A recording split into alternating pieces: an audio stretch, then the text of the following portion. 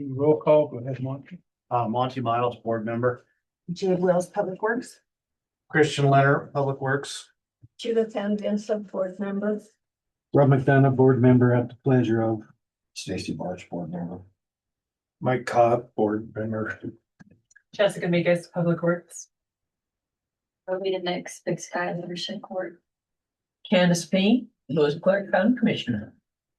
And on Zoom, there's, go ahead, Shelley, Kelly Holland, board member. Jenny, Hi there, this is Jenny Chambers, Public Works. and Kevin.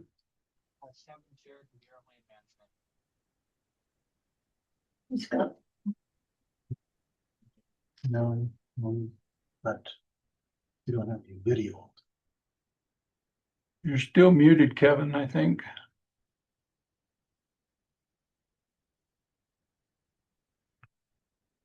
Oh. Oh. gone now. Must have Maybe something. had a bad connection, so he's trying it again, so.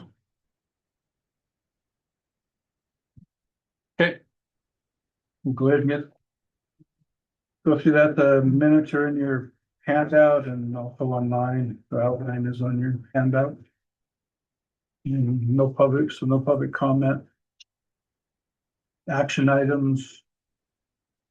Go into non-compliance policy. Yes, you could do that or is? Yeah, I can do that. At our, what meeting was it? December, was it our December meeting? Yeah. Yeah. December or November meeting, we presented the non-compliance, voluntary compliance and non-compliance policy procedures for you guys to go over and review. If you guys have questions. Can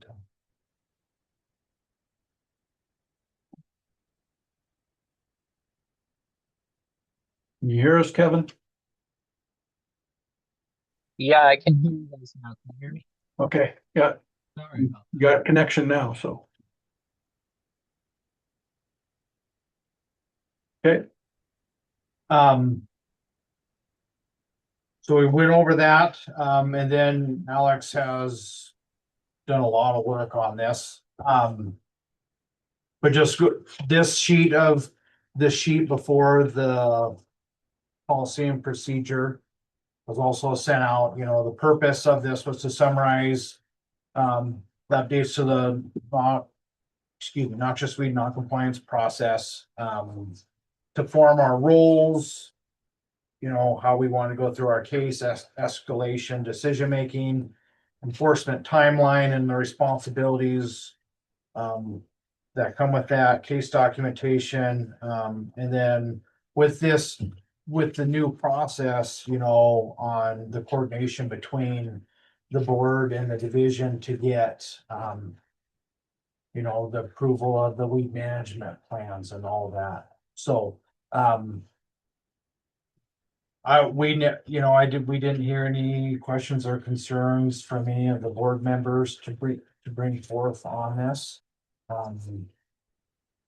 Alex also has put together a flow chart that's a little easier to follow than the verbal, you know, or the written one. So, which will also be a part of this. Did you guys have any questions or concerns on this? We all went through legal with this, and then before we presented it to you guys and allowed you guys to have any comments or concerns to bring forward to us here. Just a question on historically, how many have ever been prosecuted by the county attorney in? No, we haven't gone that far. Alex has on the back of the flow chart. So like if we look at our flow chart, on the back of the flow chart is the non-compliance statistics that Alex has put together for us, from 22 through 25. And 20, you know, so it's going over everything, how much, you know, what percent was everybody fell under compliance after the first letter, the second letter, and then total compliance. Total compliance over the last three seasons has been between 91, almost 92% and almost 98% compliance rate with all of the cases that we have sent out. So, total cases in 23 was 66, 2024 was 80, and then 2025 was sort of a busy year at 125 cases. So,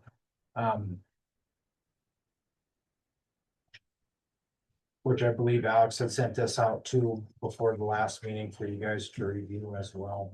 I put this together, so. So, back to my question, so on the ones that didn't comply, you still meet with them and see what they want to do, or did they? We just have- draw out the property? We've never gone the full distance. What we've sort of done is just restate it and go through that process again. And just in my knowledge of this, sometimes a lot of, people buy and sell property too. So a lot of times it ends up, it just didn't get actually to the landowner during that time. And then the following year, we ended up making contact with them and were able to, get compliance and help educate them and move forward with. So, this. Well, and it's difficult because you've got a lot of out-of-state property owners, and I know Alex has shared that it's really difficult to get these people nailed down for where they are. Sometimes it is difficult. So, but, Alex has done a great job on doing, a lot of investigative work on trying to, figure out who, trying to get down who owns the property and work and be diligent with that. We've also fought with the, just even just getting mail to the person and no fault of their own, just gets lost sometimes when we mail stuff too. So, this is a policy that we really want to try to help educate people more than we are trying to bring down the hammer on individuals, but we have to have a process in place in order to be able to fulfill that. If it was to ever get to that point. I'd say we've done a pretty good job. I mean, 92% of 125 people is pretty good. And some of those, we just had some of those, we just had a hard time even getting in contact with those individuals too. So, they're sort of like on a hold, so then when the next season starts, we're able to start that process again and work through that again with them. So, but there's going to be a little bit more of this, we'll initiate the process, and if people follow suit on that first letter, it won't make it to you. But if they don't reach out to us in that first letter that we send, we come to you for you guys to send that non-compliance letter. So those cases will be brought forward to you to send the second letter. And then when they have to comply to that, the weed management plans will have to be approved by the board at a scheduled board meeting. So it'll add some work load to our agenda, for our agenda items during the busier non-compliant season. Yeah, go ahead. So relatively speaking, through all of this, just as an overview, I guess the easiest way to put this, we're all friends. These people and us, we're all friends. I guess I don't know what you We're all mean. neighbors. Huh? We're all neighbors. I don't know. if Well, friends are yeah, friends. but I mean, there's no huge animosity that you found against the weed district, against anybody through this, or there's some, but not a lot. What I'm trying to say is we're getting people on the right page. We're comfortable with. When we're working with these. Friends. Oh, well, yeah, I mean, a lot of times when we're working with these, they just have no idea. I guess if that's where you're getting at, you know, when we've been sending these letters, a lot of times they just had no idea that That's what knapweed, I guess- knapweed was knapweed, and once we go out there and help them and educate them, they become very, we've actually met a lot of good people that have become very good stewards of their property and actually are starting to help their communities out in So that that- little okay, area. so So this- yeah, So everybody is relatively happy. I would say this has probably been one of our better education tools, I guess. I hate to say it like Okay, that, so- but Yeah. But you know, it's sort of, you know, we are working with a lot of these landowners directly. We're getting a lot of, you know, weed management plans also in place because they want to participate in our cost share program. A lot of those. So like it's, I mean, yeah, it might start off as a neighbor complaining against a neighbor, but when we come in, Alex does a really good job, and I assist him whenever the workload gets a little bit, or I need to take over on some if he's not here. When we're working with these individuals, it becomes really good. So, you know, a lot of good education, you know, a lot of one-on-ones Yeah. with landowners. So it's You'll see a lot of the counties around the state have that same exact thing happen. Is that people don't know that they have to control their weeds. So once they get that letter, it's more of an education tool than it is a enforcement tool. That's what I was wondering. Do we want to put a statement in your preference or preface stating the objectives are education first, not enforcement policy or something to that effect, so that it is in front of everybody's face that we're doing this as an educational tool before we even start any of the enforcement stuff? Yeah, I think it makes it friendlier, especially dealing with the public. Well, and I think where Judith Ann was going with this is, remember, we had discussion a year or so ago where we felt that maybe that first letter was a little bit, or you said a little bit harsh, and we were looking at toning that down just to make it more, hey, we're here to support and help you. The letter's still the same though, isn't it? I mean, it really isn't changed. We did send out the letters. They're not in this packet, but we have sent the letters out for review of the, so I know David has gotten them too. I mean, those are always subject to change. We can work through those. But we're gonna wanna stick with this as your, you know, your standard operating procedure, sort of like this is how we still want to go through that, but we can always review the non-compliance letters, but they still have to meet certain Yeah, criteria. Those letters were basically put together by myself and with the help of Court Jensen, who was the county attorney or the department attorney at Ag. Because during one of the sessions, that was the recommendation, the requirement from legislature is that a letter like that, a form letter, be put together and be put on the internet so people could use those. So that's what we did, come up with that letter.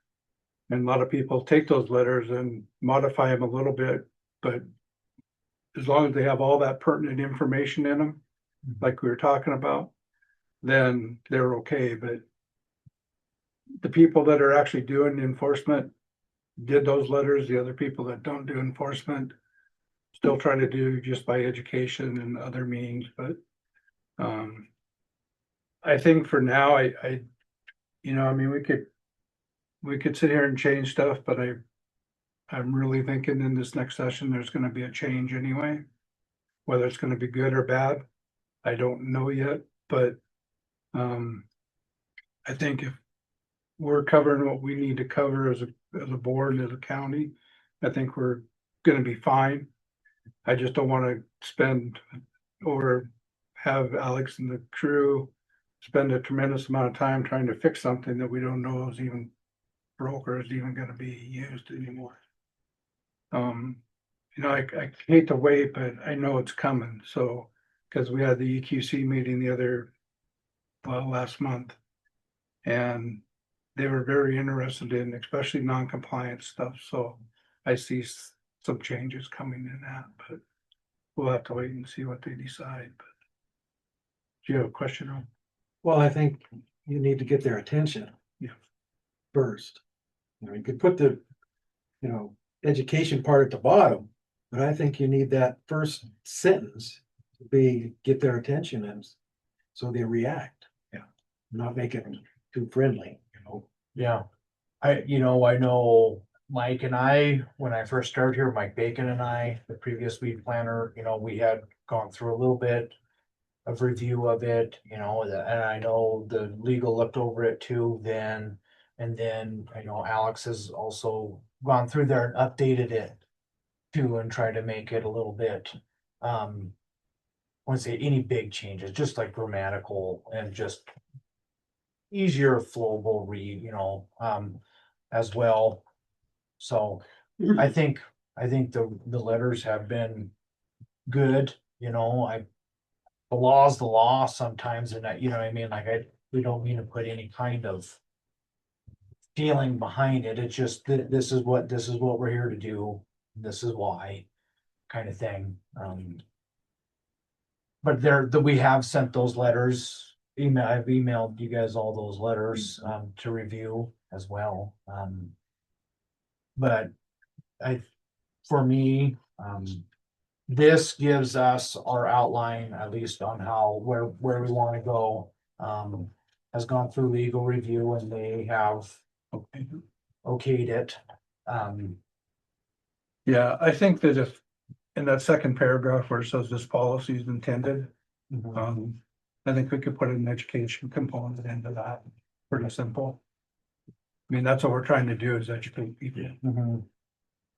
So, I mean, you wanna take a stab at writing something? Yeah, I just wrote down after the first full sentence, add a sentence, education of the public is the first step in this process, period. And then the process includes key timelines, inspection outcomes, communication, take the it out. Yeah. The other thing too, I wanted to bring up on this is that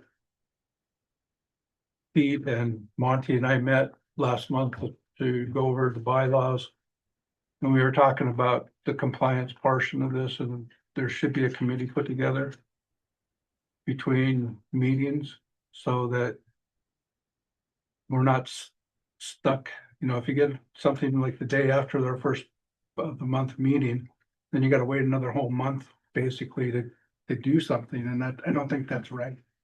So I was thinking that we should, and we talked about putting a committee together to review these prior to each board meetings, and sometimes we don't have a board meeting, in July or whatever.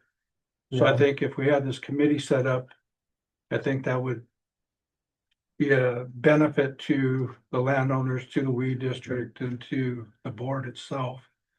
And I know that a lot of you guys are really busy in the summertime, but we thought a minimum of 3 people with maybe two alternatives.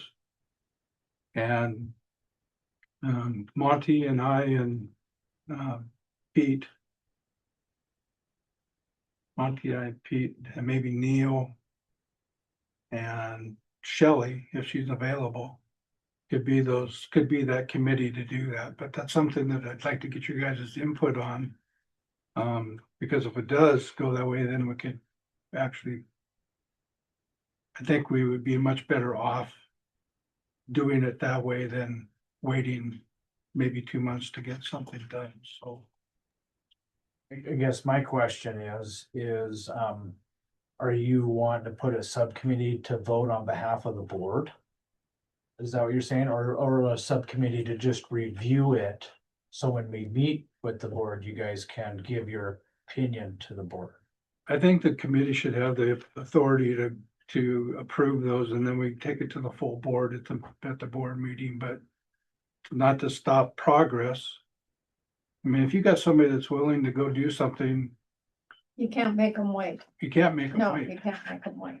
And if approving a management plan is not that difficult anyway, I mean, you guys are gonna basically be writing the management plan for most of them anyway, so to me, I think the sooner we can get people out doing something, the better off we're gonna be as a county, but I think that this subcommittee should be able to, in the interim of, if we get something like a day or two before the board meeting, then we bring it to the full board.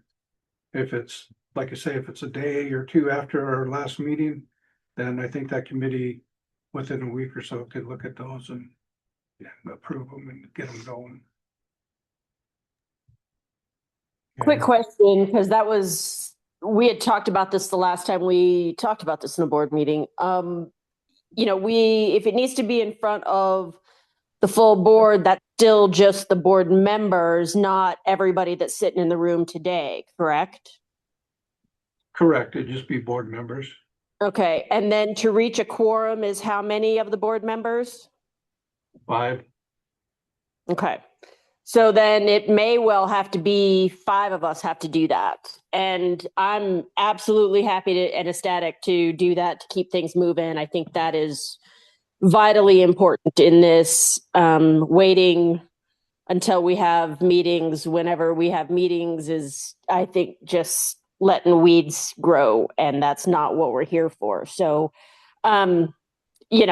the only times that I won't be available would be when I'm completely out of cell range, and that's usually when I'm on the river. And yeah, I'm not gonna change that, but but otherwise, I will do everything I can to be at those to make sure that we keep things moving. Yeah, I appreciate that, Chuck, because that's kind of what we had talked about at the meeting was looking at the whole board. I mean, actually, you guys, you 4 right here are probably the most busy during the summer anyway. So I think the other 5 of us, Pete thought, Pete and I and Monty all thought that we could manage that. Doesn't have to be in person. We could do it by Zoom. We could do several things, but we just felt that we needed to move the process along. So we don't have to wait a month or 2 to get something done. Especially if it's knapweed. I mean, you got perfect time to go spray the dang stuff, go spray it. Well, even if Shelley or somebody couldn't show up for some reason, there isn't any reason you couldn't get on the phone and call and say, Yeah. could you guys help us out for a couple of hours or an Right. hour or something? This and such day. Yeah. One of the things we discussed is having 3 permanent members and then 2 people that float, so that anybody on the board could be there to make that quorum of 5. Yeah. So we'd have 3 people who would plan on meeting at least once a week during the busy season if needed. So I was gonna ask you a question. Yeah. So what are your thoughts on that? Mr. Chair, I think that would work. I think you would have to have a noticed meeting. You would still have to follow that requirement.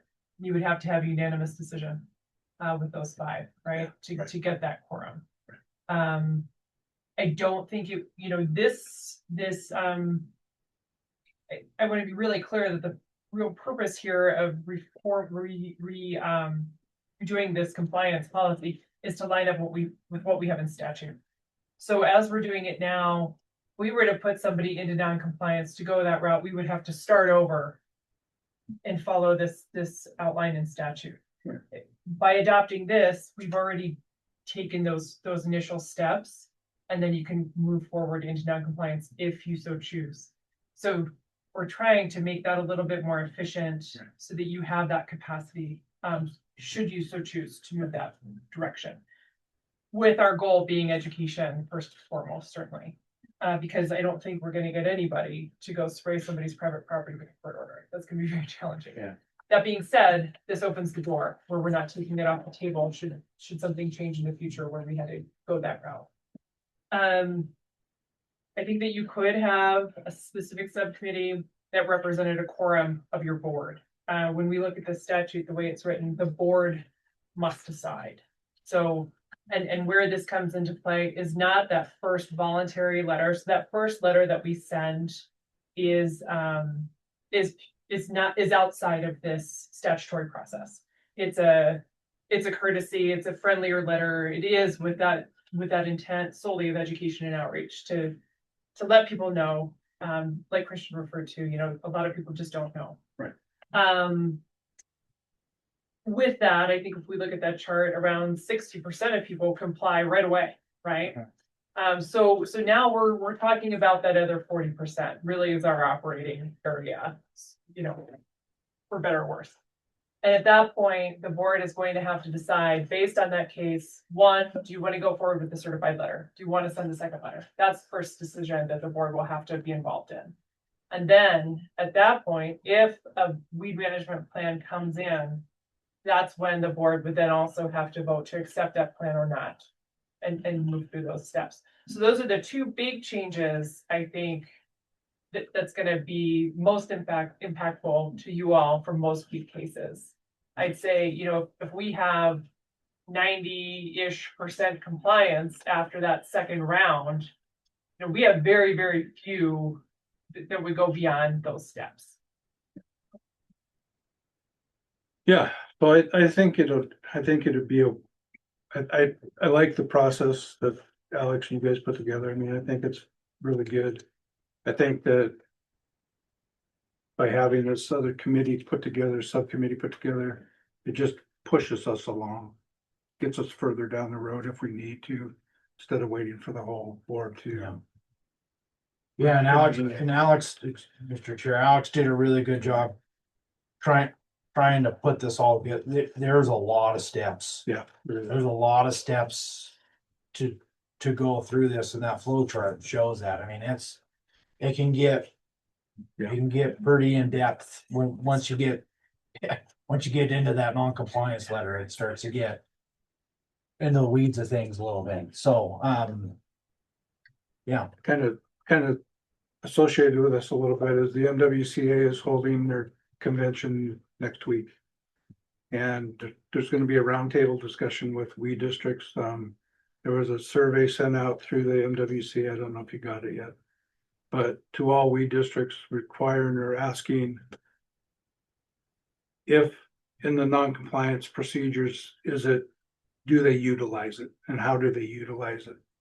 So we can get a better grip on what everybody's trying to do out there. So I think, you know, we're not the only ones that have these policies for the county, but I think this is the most detailed one that I've seen. So to me, I think it's really good. It's just, and after next week too, we'll be able to see what counties are. Some counties just don't want to deal with it because they can't, because they're a one person county. I mean, they don't have anybody to help. Their weed board meets maybe, you know, twice a year type thing. So, but we'll see how that goes. But, I think once this is approved, then I'm gonna share it with, Jason Moore with the EQC committee, just so he has something to look at as a draft, but. Yeah. So, And then Mr. Chair, then the goal is, you know, once this is approved, with any modifications, I don't think it's gonna be a big deal to make sure the education component is in here. I take your notes, Monty, before you leave, and you can put that in there. I don't think that's not a change to the process. That's just some added language in the statement. I think the point is to then integrate this into our weed management plan, so it's a part of our overall plan when that's due. I believe this year we'll have to submit, because we are in 2026 now. I think it's every 2 years, so we'll have to put that in there anyway. So right. And this has to still be approved by commissioners, correct? Or no? I don't believe so. No, I think this is in. No, Legal we'll already have approved it. So you guys will approve this, you know, that this is what you want to do, and then we'll put it into the weed management plan.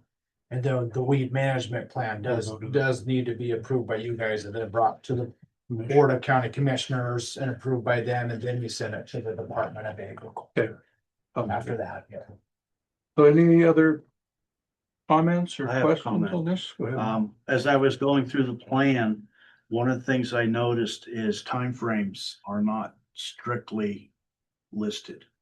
Some steps we have time frame, other steps we don't. I think that needs to be defined better. Well, Mr. Chair, Bonnie, it's gonna be hard to do that with just the flow of stuff. Like we have to at least give them 10 days to be able to do that, but to make sure, because once we get to a certain point, like the meetings have to be noticed.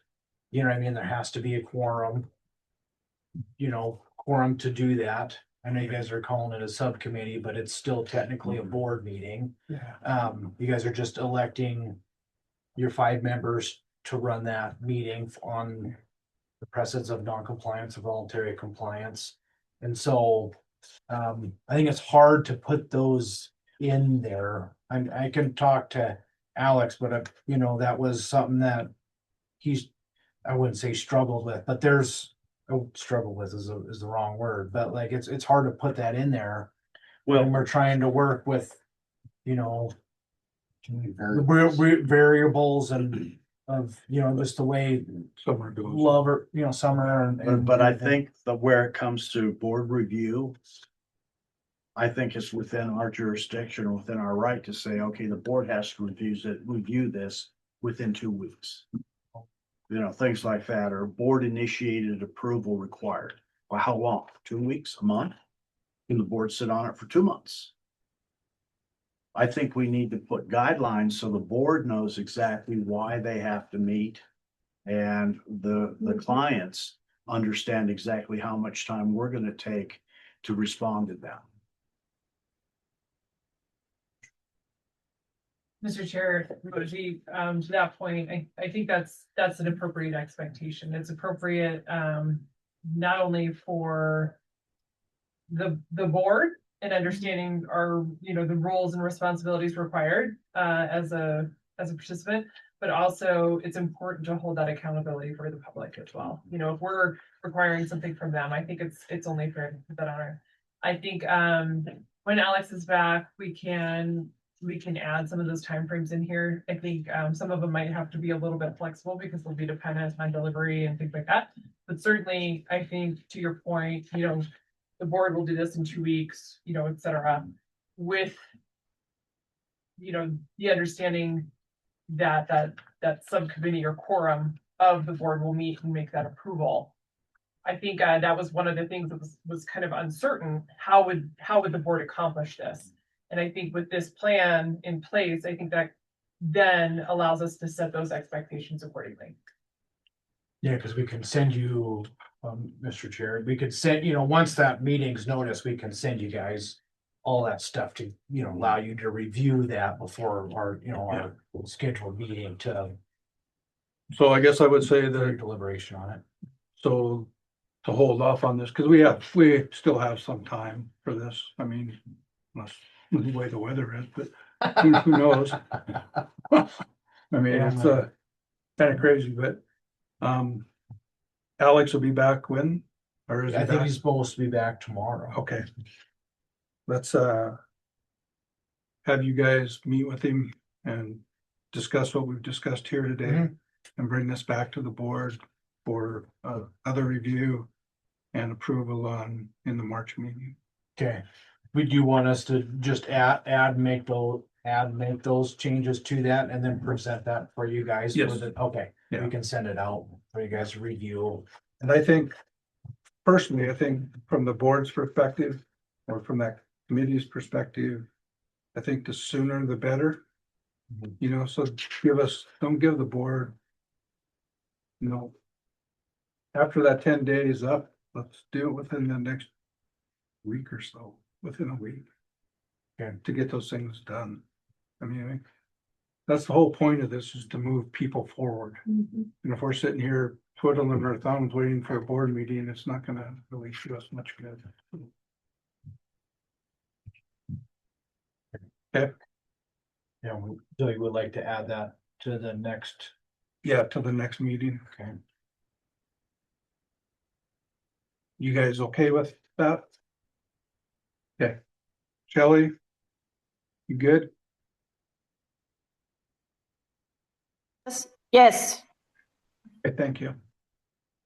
Okay, you have a question, Judy? So next next week at the convention, is there gonna be just a round table on exactly what we're talking about here? That, It's a roundtable more for the coordinators to see what other coordinators are doing throughout the state. It's not so much an actual policy. okay, so they aren't gonna come up with No. anything that we No. have to think about that has to be put into something? No. That's next year. Yeah. And that'll depend on what the legislature does in 27. Okay. Okay. Staff reporting.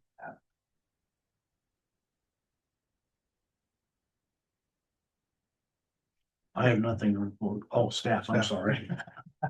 Christian. Mr. Chair, we've been busy preparing spray equipment from the next season. I was able to get that rental spray, the 5th rental sprayer, almost all finished. I just need to, tomorrow looks like a great day to finish it up. I just needed to get the hose rolled out so I can hand roll it onto the handrail. So just let it sit out in the sun for a little bit and at least get a little easier, a little more malleable to get it on there and the handgun, and then just gotta pressure test it and it's ready to rock and roll. We were also able to procure our spray tank for the new UTV, so we're working on getting that installed right now. That's moving along pretty nice. We just got to finish or wire all of it in, so it's a pretty nice unit that will help us with a lot of special projects that we have going on around the county. I believe last meeting we talked about procuring the truck. We were able to procure the replacement pickup and get it. So that is wonderful. We're no longer short.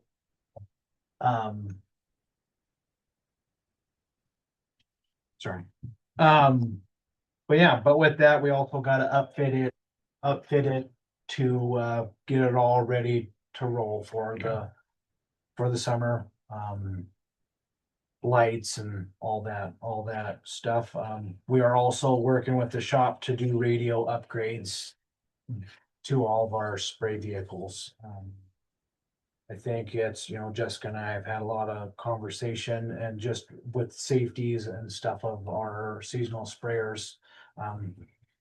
There's not always cell phone service wherever we're at, and the current radios that we have are just really big, radio to radio radios. They're good for about a mile or two. If you're any further apart than that from each other, you can't hear each other or get together very well. So that's what was installed before them. The shop did some. They got a really nice grant and were able to upgrade all their radios and all their vehicles, and so they were able to save and repurpose the old ones that they had. And so it's a great opportunity for us to get our trucks up to speed on that for safety. Also with Kevin on here, getting close to getting ready to get that limited solicitation out for that 5 years for that BLM NOFO work. We'll be putting that out here shortly because March will be here before we know it. So want to try to get that out and do a limited solicitation on that, so that way we can get a contractor scheduled to do that work for the next 5 years and get that assistance agreement all sprayed out. We had a great meeting with the Forest Service, and we're able to sit down and plan out our 2026 seasonal work for them. So we put together for our 2 agreements that we have. We have the one with Beaver Creek and the one that they have for roads and any other areas within Lewis and Clark County. So putting that together to try to work to get those sprayed out as well for the season. And then just been preparing for the annual conference, and then helping Lily out, get her feet underneath her, and been wonderful to have her here. She's been a great great addition to this group. So, Good. That's all I have, Mr. Chair. Okay, thank you. Any questions for Christian? Question, how specific, when you work with the Forest Service, do they put the dates on when they're gonna be up spraying and coordinate it with you, or do you just say, hey, we're gonna hit this area in June and in August, or you, With the projects we have going on, we're trying to work better with them. So that way we can coordinate some of our attacks, because they do have other agreements or other contracts that they're using. So try not to spray the same place twice, kind of thing. So working with them in that aspect or regard, to try to get the money down on areas that need it and that they don't have any efforts on. But like they don't tell me what, like Jim Spinder, is that, he doesn't tell me where he's going and spraying the Forest Service. I don't get like any reports on where he has or hasn't been, I guess, if that's sort of like what you're asking. yeah, But we do get together and talk about when we do the spray days and stuff. So that's the time like when I communicate with Jim on those spray days up in that area. Question, Christian. So will you guys be doing Forest Service roads? Is that kind of the idea? That was sort of the idea, is to work on some of those, yes, and especially where county roads turn into Forest Service roads, or they meet, county road is a trailhead for, to a Forest Service trail system. So working on taking care of helping them out in those areas. Those are good areas that are weedy, and to help manage those. So back to county road versus Forest Service on like Copper Creek Road, for instance. I mean, I was up there a couple years ago, years ago. Knapweed was just unbelievable alongside the road. And I know they're very limited on resources. They've got one guy kind of like Kevin in the BLM, but so that's something that the county would be able to do? I mean, that would be awesome. Yeah, that's actually a great, I don't think that was on our list. I don't think that was on our list. So, yeah, if you can think of those, give them, they only have so much money, but we do have a fair amount to spend out. And then, with that, because part of Copper Creek's ours, isn't it? Isn't no, none of that is. Oh, okay. So anyways, but we can, but we go, anyways, let me get my thoughts here. We are going up to Lincoln to spray county roads. Right. So while we're up there, spray a Forest Service road. Same with like going out to Austin Road, where we can hit some of their stuff. Also talking about, possibly maybe looking at Augusta, see if we can work on some of those areas too. South of Helena was some of the other areas where they're really talking about as well. So You guys talk about Dalton Mountain by a chance? Dalton Mountain. That's out of Lincoln. Yeah. Yeah.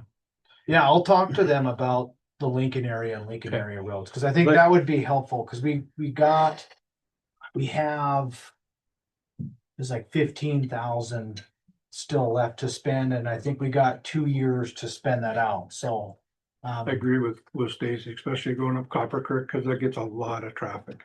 Well, Tremendous amount of traffic, and I know that previous years that the snowmobile group used to spray up in that area quite a bit, but they don't do that anymore, so I'm sure it's gone. and that's what I was gonna say. It used to be managed by the Snowmobile Club. Yeah. area, Ponderosa Snow. They did that when Nordals were heavily involved. So we got 3 years, because I think that one ends in September of 28. I believe so, off the top of my head. So, so we got 3 seasons to try to get that, I believe $15-ish thousand spent out. I know, but we're also working out on like the hogback, like we're taking care of some of that stuff out there as well. The Forest Service out on Beaver Creek. That Beaver Creek, not Beaver Creek in Lincoln. Right. We have 2 different areas of Beaver Creek, but York, Hauser, or whatever, to take care of that, taking care of this. And so the thought is to work with them or go to a lot of these areas to begin with, so. To take advantage of that, to take care of those roads and grow that list so we can try to get that money expended. Is that 15,000 a year or 15,000 for 3 years? 15,000 till at the end, to the end of that, so that's what we have left to spend. So, and we want to get that all spent out, and then we also talked about I guess that one was a little different, and I might be wrong, but, they might be able to add some to that if we're able to get it expensed out, because it was a little different than in the rack grant that we have on Beaver Creek. So just another question, and you and I talked about this last summer, whatever, that, having a map of what is the county's responsibility, what county roads you guys do. I know you said you have it written and this, but it would be interesting to see, like Copper Creek, if you guys are part of, you know, whatever, Dalton, that you guys are partially responsible for that. It would be kind of nice to see where. We do have a map. Oh, you do? Okay. Yeah, there's a map, but it's just, we're working through that, but we use our written list that we go off of. Is Alice Creek on that list? That's, that's right by Bowman's Post Yard there. Yeah, That's Alice Creek and it goes up there 5 miles. yeah, because That's I know we Forest do Service. Dalton Mountain, but some of them, it's just a section. You know what I mean? It's not the whole road.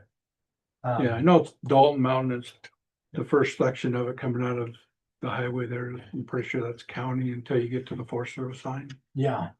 And then it's Forest Service and then it goes back into private and over on the other side. That's the same with the one that goes to the old Lincoln Cemetery. Like part of that is county, but then it does end and it's Forest Service. Actually, Dalton Mountain's not all that bad. I've been up there quite a bit, but I know that Copper Creek was really getting bad. Sucker Creek, Copper Creek, you pull that together, they're all terrible. So, but I'll reach out to them to see if they have a list of Lincoln Road, so that way we can get that money out and help them.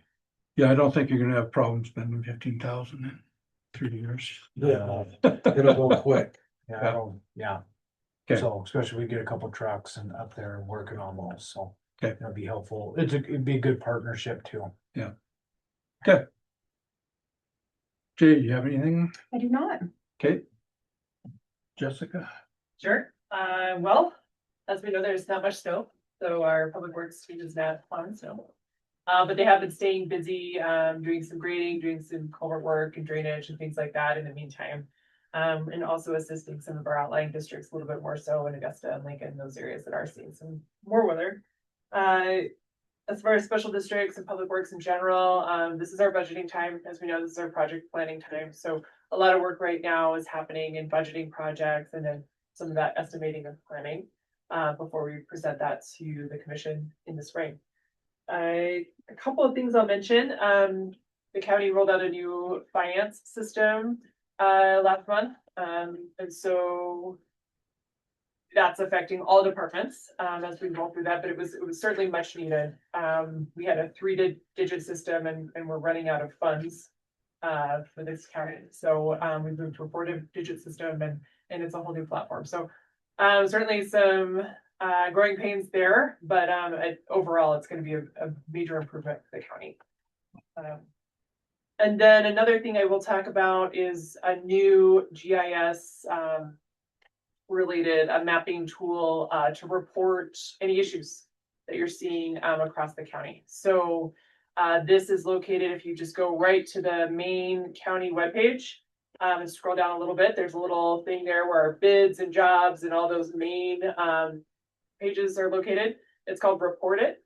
And if you click on that, it's going to take you to a map where you can dial into a specific location and report things like potholes or any kind of damage that you would see from anything. If a street sign blows down or something to that effect, you can really easily and efficiently just punch that into that website. The nice thing about that is that comes directly to Public Works. and it saves, some time in that if you go on there to report whatever issue and you see that there's already a pin there, somebody's already reported it. So it's gonna help the county cut down on repeated calls and things like that for the same thing. And it also gives us a nice way to communicate back with the public. We can put in the resolution, update that, whether, sign has been ordered, as soon as it comes in, it will be installed, kind of that communication without, quite so many phone calls. So we think that'll be a helpful and efficient tool. So once you do report something, you can kind of check back on that website for that status. There is a place to put your name, your contact information if you'd like a call back, and if people do fill that out, they don't have to, then the county will follow up with that resolution as well. So continuing to improve our community or our customer service throughout the community is the goal there. So check that out. It's really cool. Again, if it's an emergency, like a stop sign is down or something to that effect, that is still an emergency, and that's a call into 911 to dispatch to make sure that stuff gets addressed right away. But for the non-emergency stuff, this I think will be a really nice tool for us all. It's also super helpful because before this, we had an Excel-based call log, and so when calls go in, they get entered into Excel. One person can be in that sheet, so when you go to open that up, you get kicked out, right? Because somebody else has it open and they went to lunch or, whatever. But this, multiple users can be on it, so it's going to be a lot more efficient from a staff perspective as well. So we're pretty excited about that.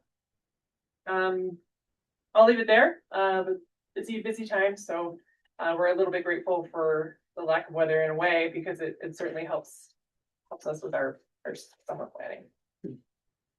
Any questions, comments? Okay, thank you. Lily? I've been working on these information sheets, so I printed out a couple. If you all want to take a look, I can pass them around. Okay.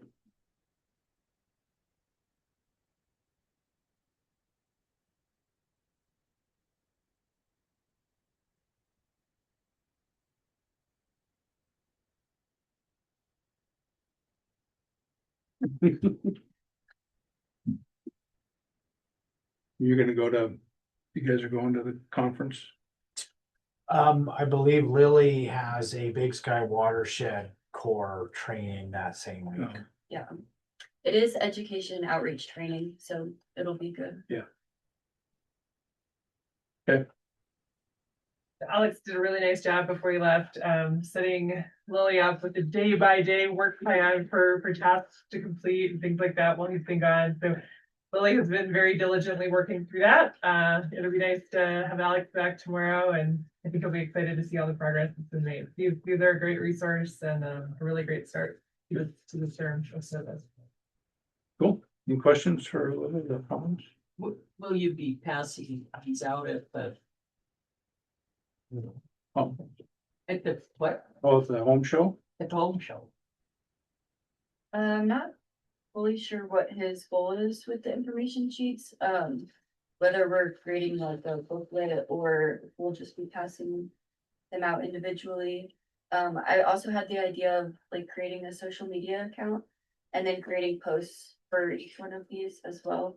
So they can be both printed out and then posted online as well. That'd be great. Good. Yeah. Candace, Commissioner.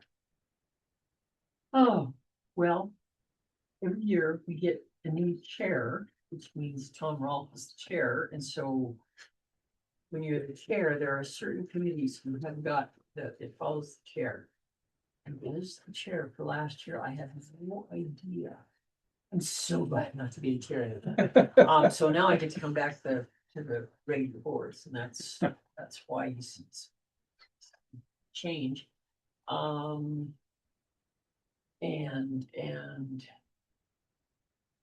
there isn't any snow. There's nothing the commission can do about that. Really? Well, you'd think we'd have some power, but things are moving right along. We're moving into our regular budget season. After all that is what county commissioners are supposed to do. We have to make sure that the taxes that the public pays into us is spent in a thoughtful and careful manner so we can get the most bang for the buck. Because there's always somebody out there who needs more money, because their department is more, for example, the sheriff's office is always more important than, say, public works, or, well, anyway, in their eyes, and so we have to justify why we want to give some money to the lead board. So, there, that's enough of a report. Okay, thank you. Any questions for Commissioner? Okay, well, thanks. We'll do, board member reports, Monty. Nothing to report. Okay, Judith Ann. Okay, first of all, or not first of all, but the Cannon Creek Stock 4-H Sweetheart Dinner is this Saturday night at the community center. I don't know what the tickets are, but it is always a huge event. They have a huge silent auction. So if anybody can go, I encourage that. I had a beautiful, wonderful, long conversation with Linda Johns after she got the card from all of us. And she was ever so thankful and emotional, which makes me emotional because she talked about how much the board meant to John and what a big part of his life that he put into this, and that it made him feel good. And so we just had a wonderful conversation, and she was very sweet and very thankful and very, very pleased that we reached out. Unfortunately, we had another death in the valley, which was Jerry Gillum. He fell in the Walmart parking lot.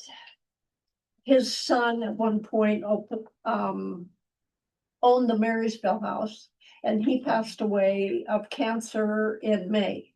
So that's 2 out of that family in 6 months. So that's been kind of a sad situation there. The snow in Florida is good because it's killing the pythons in the Everglades, so that's a good thing. Calving started. I got 3 babies on the ground. The people from Montana Youth Matters Outdoor Experience contacted me. That event at the fairgrounds will be on the 18th of April. I have noticed that the knapweed is getting very green at the rosettes are all coming out. The container for the used containers of chemical, is it still here? Is that, can we still? Yeah, drop? as long as they're triple rinsed and ready to rock Okay, and roll. yeah, Yep, yeah. always here. Okay, so, I took I gathered up all my fire extinguishers over the winter and pulled them all together and dropped them off at the fire extinguisher store today for them to go through, so that I know this, I'm gonna have fire extinguishers to put in the swather and the baler and the truck and the trailer and the yada, yada, yada, yada. I think I have 15 of them. So in case of an emergency. With a Where is the four-wheeler. Where's a fire extinguisher store? Well, it's out in the old Kohler Tire building on Highway 111. There's several of them, but that's the one I got to because it was easy to get to. Hey, I've got a fire extinguisher that's outdated and I took. Well, it's in the old Kohler Tire out on Highway 12. Kohler Tire moved, Okay, and they're in that building, in their old building right there at the stoplight of, right across from the bar. What's the bar? Oh, God. The Williams. Isn't there a bar out there? Yeah. Anyway, that's all the bars, tell us the corner. Corner bar. Is it the corner bar? Okay, well, anyway, there you go. thank you. So, he's gonna go through all of those and make sure the ones are good, and the ones that aren't any good, we can replace and make sure they're all pressurized. I learned a lot about fire extinguishers this morning. But it'll be good for all of us to keep one in every machine we have going into this summer. And then the only other thing that happened, the Canyon Creek Rural Fire District fire chief resigned on the 9th of January. So that's, it doesn't stop. And Well- those that walked away, and it's the same chaos it was. So I don't, anyway, that's that. I guess that's all I have to say. Thank you. News from the valley. You're Well, next. Well, I got 2 calves, so You also, I'm okay. 2/3 closer to her. Praying for snow. That's about it. Thanks. Yeah. Please. For Kevin, they're finishing up that logging project, or they finished all the cutting up there. They're hauling out still a lot of loads. When I was up there this hunting season, up in that Empire Creek, Lost Horse Creek area, tremendous amount of weeds, rosettes going into winter. So you're gonna have your hands full on the BLM, Kevin, if you so choose to come back to our neighborhood. And like Judith Ann said, I'm seeing a lot of new growth already popping up with these warm temperatures. It's booming. We're gonna have a early season. It's been in the 50s. Crazy. Yeah, that's it. That's all. Thanks. Well, I appreciate the board. Gives me time to reflect when I know I have a meeting coming up, but I was wondering, pass it on to the board, so like we know where could be an extreme drought in Augusta and that. And so historical evidence, does it ever show that that's when weeds really propagated bigger time because people were after all the grass they could get from their cattle? Or is it, is there any historical evidence in this sense? I was thinking education, I mean, get the word out to the ranchers, like I was wondering around the Augusta area. I mean, has that grass always been short grass, or was that caused by repeated overgrazing in the through drought years? And so I mean, head off a crisis before it comes. Just let people know if you're gonna abuse it, you just get, well, I know you're gonna lose production if you do it, but if you could give them evidence, so they say this is what happened in the drought in past years. And then another thing we're looking, so everybody's enjoying the nice weather instead of going to Arizona. But I had he's writing a grant for the Rocky Mountain Front. He's gonna see if through the NRCS on forest encroachment. A lot of the private property ranchers don't realize over time how much the Douglas firs come down, and they suck up a lot of water, like he was telling me. And Explorer Landscape Map is a tool they can use. You can go back when they flew in 50 years ago, and you could see how the forest, I thought all the forest encroachment was going right up on the very top of the mountains, but he showed way down on the rangeland how it's spread out. And we'll see where that goes. But I was thinking historically, is there any book out there that shows, like, talks about what the grass rangeland looked like when the homesteaders came out here, or or like, when did, like, I look back, time flies. I was a little kid when we were just talking about knapweed showing up, on the Benchmark Road. Now look how knapweed things. Between here and Townsend, I'm just appalled that there's this nice ranch land. And there's all these trees are creeping right down and it's like along the highway. And what has always been pasture, now it's got all these little green trees about this high. It is happening, and I was thinking, maybe it's just my imagination, but aha.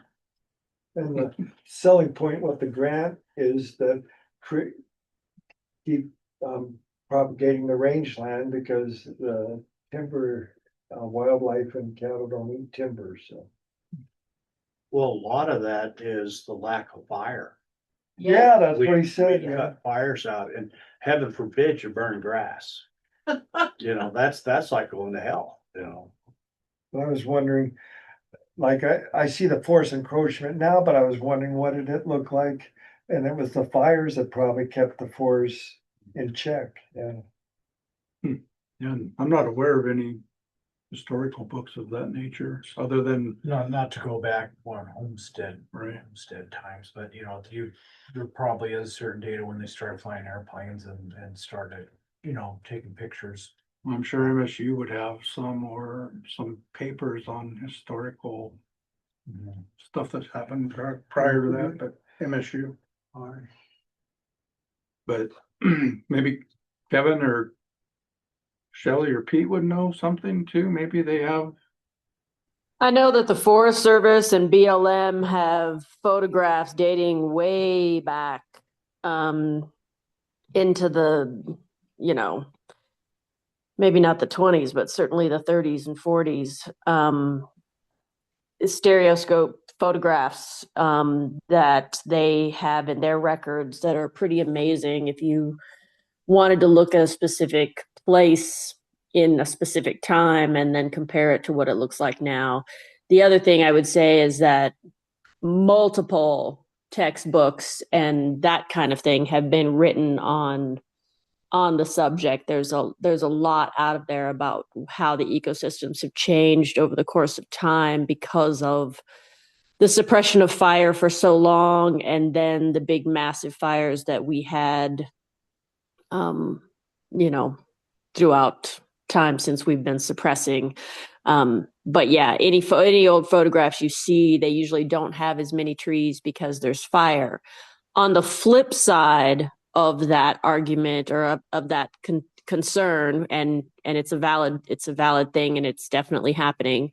The flip side of that is that there are now places where fire has gone through where trees were, that trees can no longer be because we're not getting the precipitation and moisture that we used to. So there's definitely a duality of stories there, with the addition of climate change, that we're seeing different things happening now than we ever have. So good times.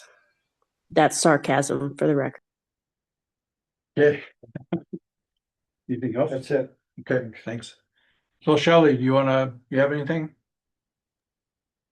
Only same as everybody else. I mean, the weeds are popping. I've got Dalmatian toadflax out here that's been green literally all winter, and it seems to be starting to grow, and that just freaks me out. So, but that's about it.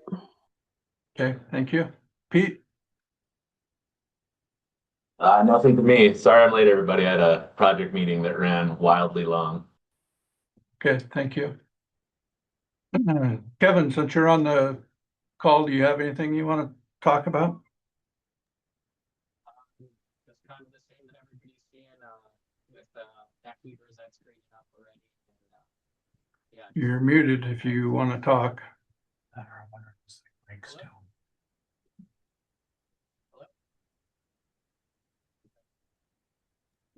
Can you hear me? I Okay. can hear you, but barely. We can't hear it. Yeah, nothing to report. He said nothing to report. Okay. Thank you. So, just a couple things, talked about the committee, subcommittee meeting that we had for the bylaws. I sent those to Jade with our track changes in it. So if you can send them out after this meeting, and we'll discuss them. You guys can look at them, make comments, changes if you want, but we'll have it as a an agenda item for next meeting. We couldn't get it on quick enough this time. So we made a few changes, nothing really dramatic. There's just a few things that needed to be changed, and I thank Monty and Pete for helping me with that. That was good. And again, next week is the annual conference for the Weed Control Association, the 10th through the 12th. I did get elected vice president of that association again, so start my new term in Thursday. Billings on the 12th. So I was pretty much asked to run, so I thought I better. If I wanted to keep peace. But other than that, that's all I've really got. The EQC meeting went really well. We had 8 people there that gave 5-minute, 6-minute discussions, talks to those people. We have invited all of them to Billings. I don't know how many will show up, if any, but we're hoping to get a couple of them there with a roundtable discussion, but we'll see how that goes. So, and they're planning at least 2 or 3 more meetings before September, but we'll get to see what their thought process is. But we had several weed coordinators there, and both the president and vice president of the association were there. So it was a good meeting.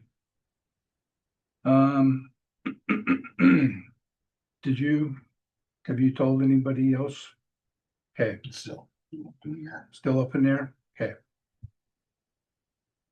Stacy's thinking about quitting this, so resigning from the board. But we'll try to keep him on as long as we possibly can, so appreciate that.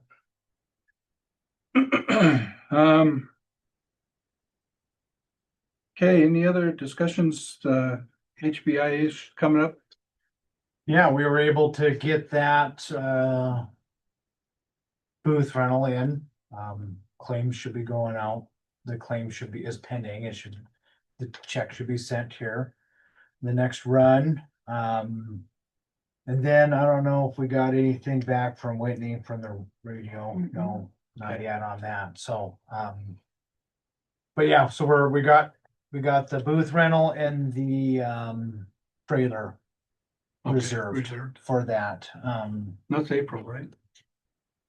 In the March. It's middle of March, so Middle of March. we still have some time. We're gonna work on, when we get back from conference, work on getting all of our brochures or educational stuff that we want to have to put that together.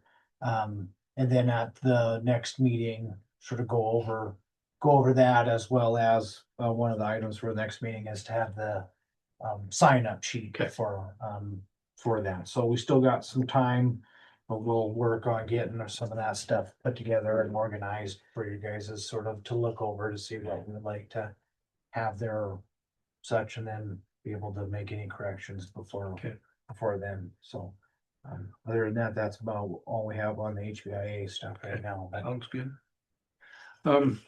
I would just like to say, before we close here, unless there's something else that somebody needs to talk about, but I really like those handouts. I think they'll be good. Yeah, really. My one question, and you guys might want to figure this out. I don't know who you would talk to, maybe county attorneys, but having specific recommendations in there. Okay. Because you're supporting specific brands. So do we want to take that out then?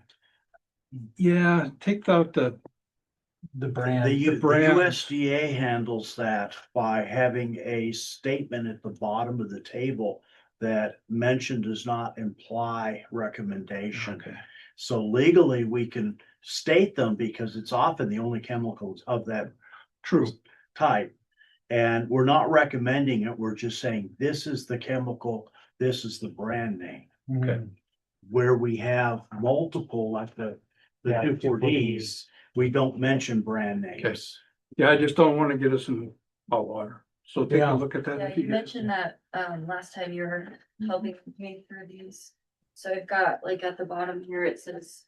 Lewis and Clark County Noxious Weed Control Division does not endorse any trade names or commercial names listed above. What you covered. and that lets us escape.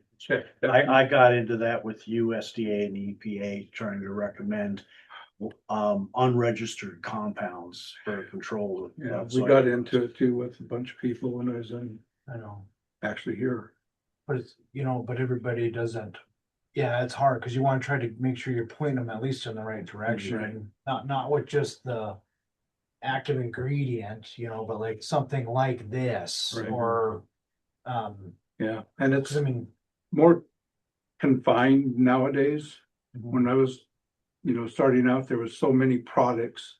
There were so many, it's just amazing how that whole industry has shrunk. yeah, down to Yeah, a handful. Right. There's a handful of them Yeah. now. we got dinged a little bit about putting it on a specific, Tordon was a preferred chemical of preference for most everybody back in the day, and we got dinged for doing that, so just want to make sure, but that's good, so. Yeah. Does it, just, I guess just a question for me and maybe historic is maybe when they lost the patents and they became generic, where they're able to, does that change anything then at that point in time or no?